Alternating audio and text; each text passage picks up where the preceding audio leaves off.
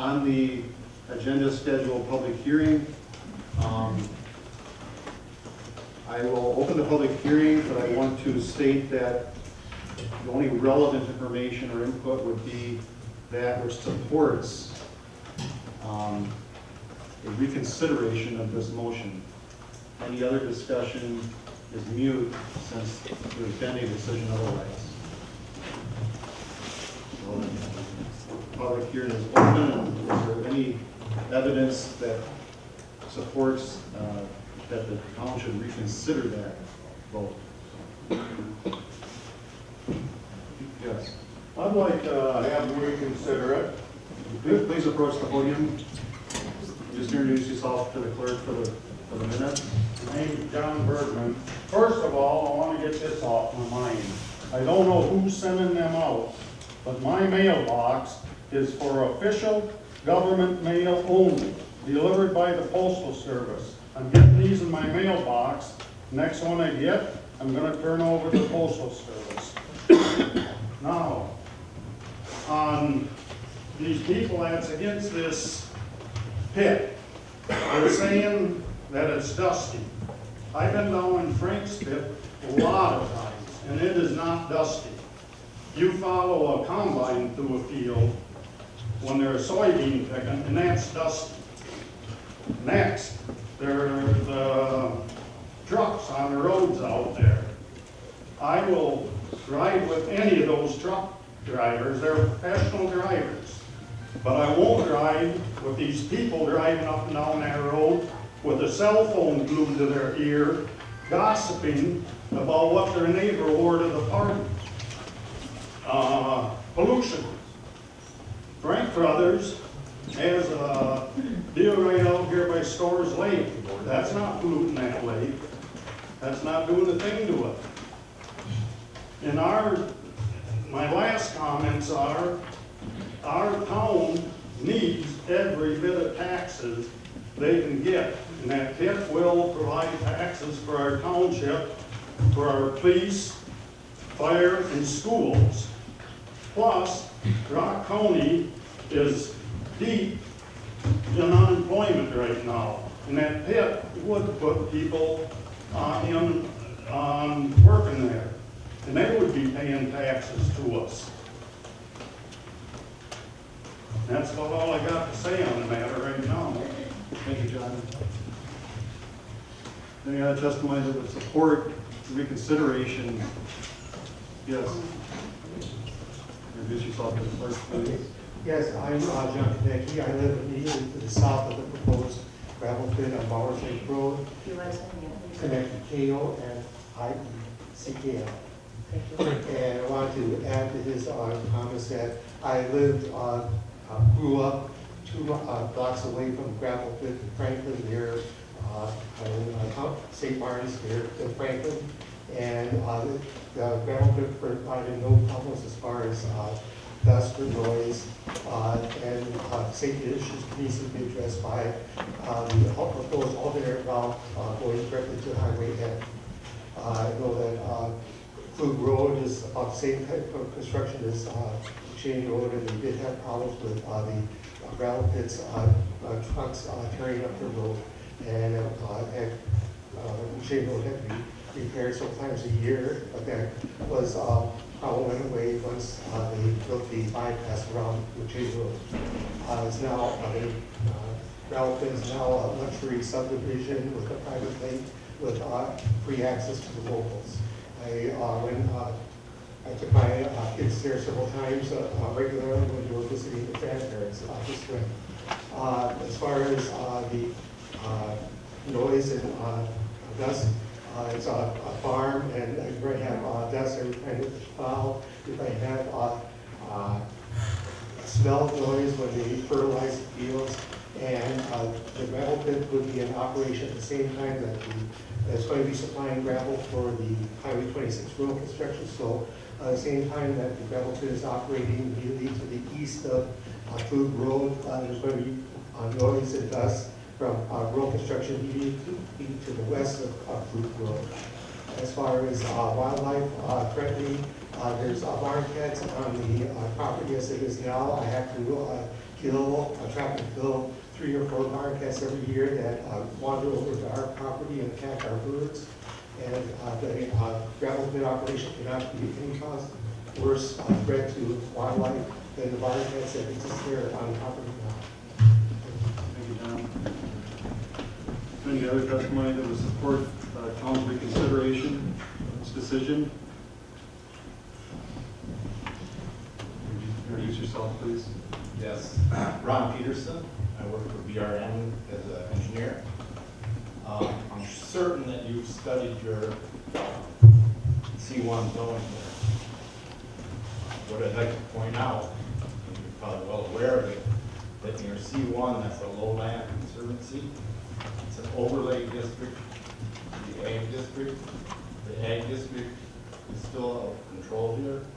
Reason being is that when you look down from above, what you're looking at is these requisitions items that you have on here. Turning to page 47.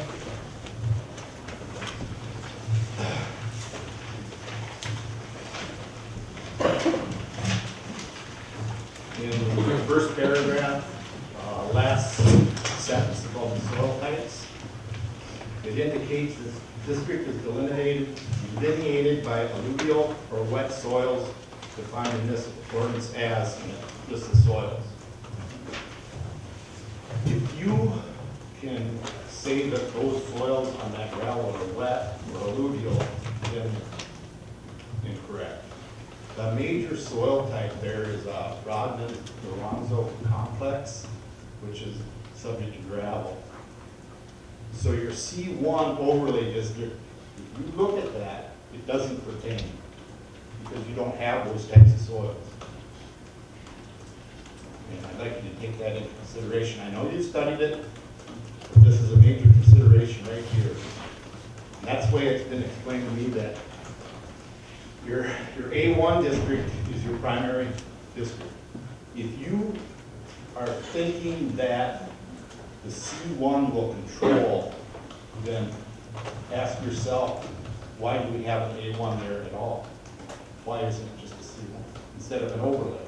The overlay gives you a better opportunity to look at this and see what's in here for reasoning.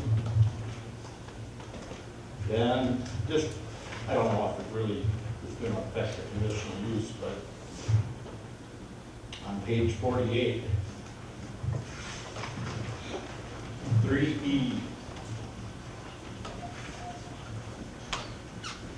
filling, dredging, drainage, or wetland. Again, we're not in a wetland situation. I think you can all have enough common sense to know that a gravel hill is not a wetland, which makes it even more clear that this is not a C1 conservancy district. For whatever reason, it's mapped out that way. We do not know what went before. So you can take that into consideration. Do you have any questions? No, but there is a shoreland overlay by Rock County that goes out 1,000 feet, which takes in a good share of what you propose to use, Yes, and which that would have to be. that would be another step in the whole process. It doesn't, the whole process does not end here tonight, or it does end in that take it to Rock County's shoreline zoning hearing, restoration plan hearing. But yes, we'd have to apply for a shoreline. I was gonna, I guess, ask you one question, concerning that. So basically what you're saying, the C1 overlay is inconsistent with its application at this point. That's what Am I understanding that That's correctly? what I feel, that the C1, for whatever reason, it was placed on the map for, at the time it was derived, that's inconsistent with two things, the type of soils and the last sentence, the purpose of that district is to, it's delineated as alluvial, which is usually in an area where rivers come together and the outflow of the river forms a fan, Klug fan, you've probably heard of those, which, again, in this higher ground is. I don't doubt you at all, but Dave Moore did make a comment on this, and the most restrictive provision of the district shall prevail. So the most restrictive in this case would be the C1, which would prevail over the A1. Is that correct, Dave? That's correct. The definitional section of your ordinance, section 15.2, includes a definition for an overlay district, and it includes the line that you just read, which is the most restrictive provision for the district shall prevail, which I think is pretty clear. If the argument is that the land is not consistent with what would normally be appropriate for C1 zoning, that would be an argument for a zoning change, but not for the granting of a conditional use permit, in my opinion. Thank you. And since you represent the application, I'll give you the courtesy of a response on your argument for whether it seems compatible with the zoning that was given.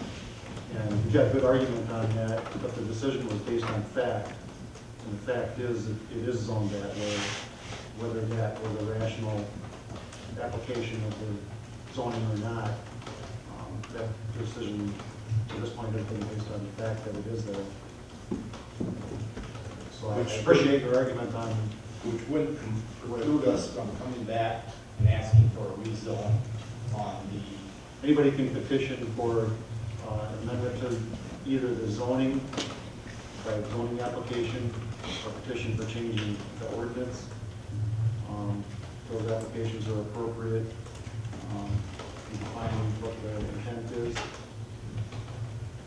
But based on the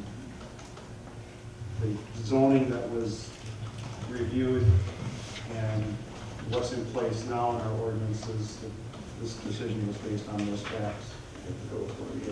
That's right. It's fact finding, and that's what we were pointing at. So I do appreciate your argument and perspective on that. Yeah.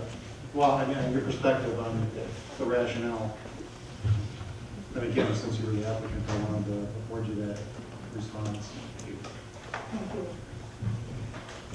Any other testimony that would support reconsideration by the board on this decision?